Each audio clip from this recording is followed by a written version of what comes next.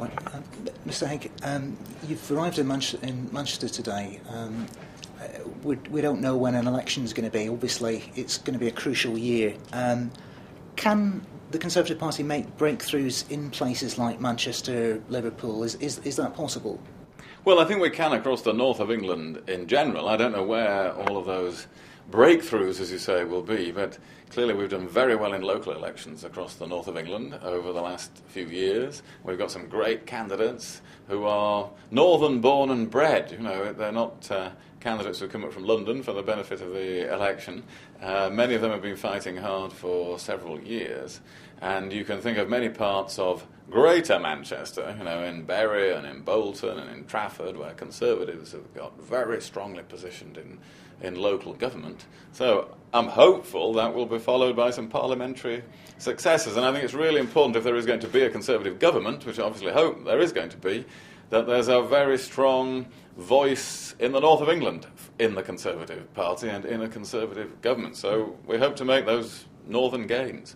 On a national level, of course, I mean, perhaps with the exception of George Osborne, there are no sort of prominent Tory MPs in the North West at the moment. I mean, for many people, sort of former Labour heartlands, really, the Conservative Party is going to be sort of linked with Thatcherism, with the decline of mainstay industries. How do you overturn that perception? How do you combat perhaps some of those negative images of conservatism?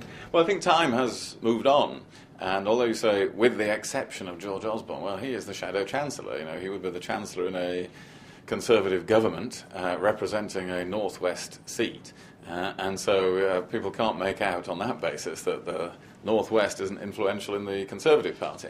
But, of course, what would really help is to have a lot more Conservative MPs from the North West, and then we would have many more people in positions of prominence. And I think the whole debate has moved on now. You know, I think voters are forward-looking, not backward-looking in elections. We're now in the 21st century. We have new problems in this country, of the failure of the education system to keep up, of too many drugs on our streets, of family breakdown. We have the immense economic challenge of the huge national deficit.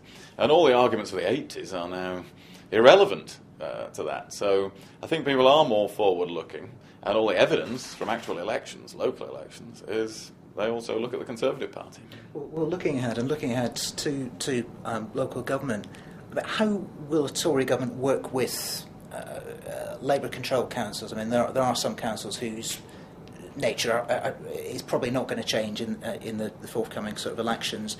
I mean, can we look forward to sort of relationships based on antagonism and blame? Will a Conservative government be able to work with a Labour-controlled council, for example? Yes, I think so, very much. In fact, I think this will be a very radical government, a Conservative government, if we're elected, in its dealings with local government. We actually want to put some faith in local government and let it get on with the job that it's elected to do, making local decisions, for good or ill. You know, that means some councils will make mistakes, but that's democracy. That is local democracy. So we intend to be a very decentralising government. We will stop ring-fencing all the different budgets that central government gives to local government and says, you must spend it on this project or that project. We will say, you spend it on what you want to spend it on. We will say, we won't prohibit you from doing things by law. You'll be able to do anything you want, unless it's something clearly against the law to do so. So we're going to free up local government. We're going to put more faith into local communities, including into cities, and that will enable local government to make the decisions it believes are in the interests of that area, rather than us trying to tell that city or that area what it should do. And I think that's got to be the right philosophy for the future. What is the Tories' position in terms of honouring Labour spending commitments in key areas such as transport and regeneration? In Manchester, for example, the east of the city, government funding has been promised as a form of compensation for the loss of the failed super casino. In areas such as transport, I mean, the government has kind of given its commitment to a high-speed rail link, of which, you know, Manchester will benefit from. I mean, are the Tories going to be, you know, if they do come into government, going to be starting from scratch, looking at every single thing that's being committed by this current government, or are there certain things that are sacrosanct? Well, things like the high-speed rail link were our idea in the first place, so obviously we're very committed to projects such as that.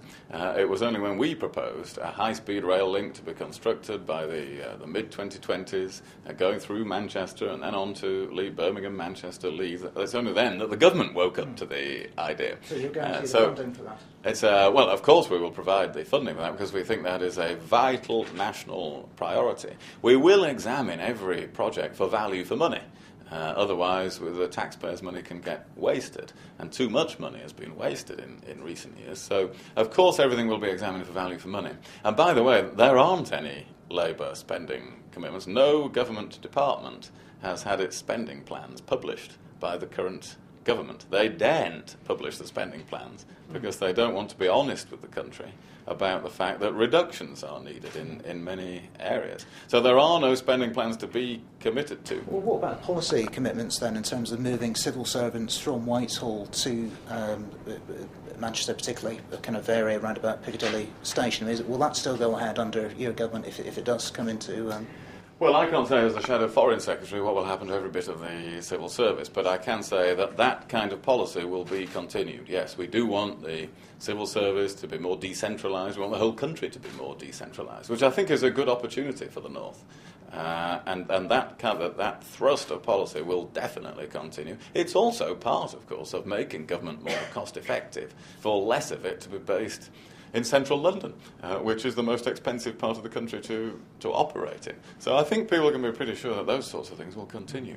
Turning aside from kind of policy, future policy commitments, a lot of public confidence has been damaged over the last year by revelations about MPs' parliamentary expenses. Many MPs seem to have regarded the expenses system as a legitimate way of supplementing their income. Do you think MPs should get paid more? No, I don't think at a time of severe restraint in the public sector, which is what we're facing, whoever wins the election, that we can justify paying MPs more. And in fact, I would go further than that. If we are elected, we will reduce our own salaries, the ministerial salaries. We will cut them at the beginning and we will freeze them for the entire period of the Parliament. So not only will there be no increase, there will be a reduction. And I can't see MPs' pay being increased. We will have to freeze public sector pay other than for lower paid employees. And I think members of Parliament have got to set an example. And it's a pity that MPs collectively haven't set a better example in the last couple of years. So we will want to lead by example from the very top of the government and with transparency as well. It was David Cameron who led the way on dealing with the expenses scandal by saying that the Conservatives would publish online immediately every expense claim that we make, which is what we've been doing from the middle of last year. Well, now we will go further than that if we're elected to government and say every item of government spending over £25,000 in the entire government will be published online for the taxpayer to see.